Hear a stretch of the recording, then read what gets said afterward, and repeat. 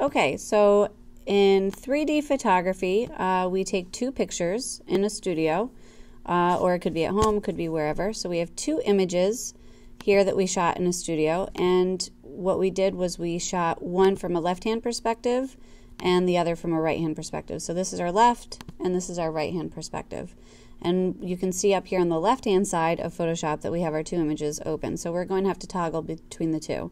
So what we do with one of our images is we're going to, and this is specifically the right image, which is good, we're going to hit Command A to select all of our image, Command C to copy it, then we're going to target our other image and hit Command V to paste it in.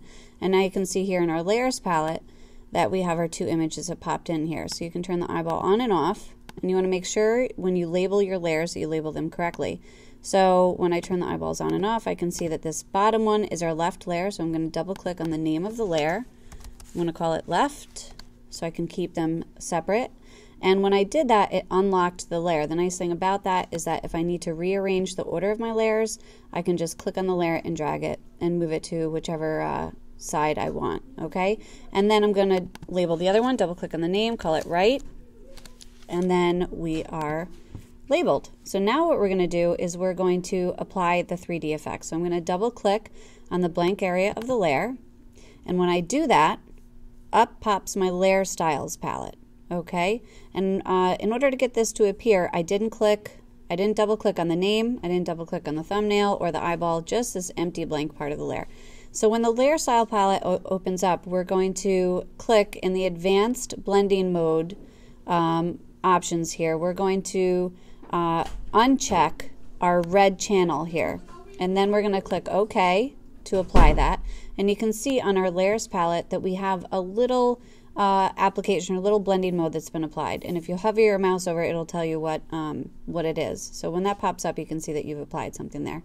Okay, so now you can see that we have our 3D effect, and really the last and final thing you have to do is you have to decide yourself, do I want to align my background, my middle ground, or my foreground of my layers? And you're going to use your move tool here, which is the top tool of your keyboard, of your toolbar, and you can just click and drag on your image and align it. So if I want to align my background, and this is when you would need your 3D glasses, so it's not going to look good until you have your 3D glasses on, and they have to be the traditional old school red and blue glasses.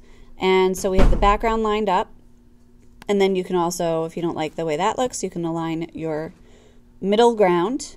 Okay, like I aligned his nose here, but you could align the buttons on the shirt, move it over, align it that way, take a look at that, see what you think, or you could align your foreground. So you could pick one of the hands and align it that way. Okay, so that's basically it. When you are done, you would take your crop tool, which is the 5th tool down on your keyboard, and you would just crop out some of the negative space. If you looked at the edge, because your two images were moved around a little bit, you do need to crop in. And that's it. Double click to apply your crop, and then you would save it and drop it in the Dropbox for a grade. I hope you enjoyed this tutorial. Have a good day.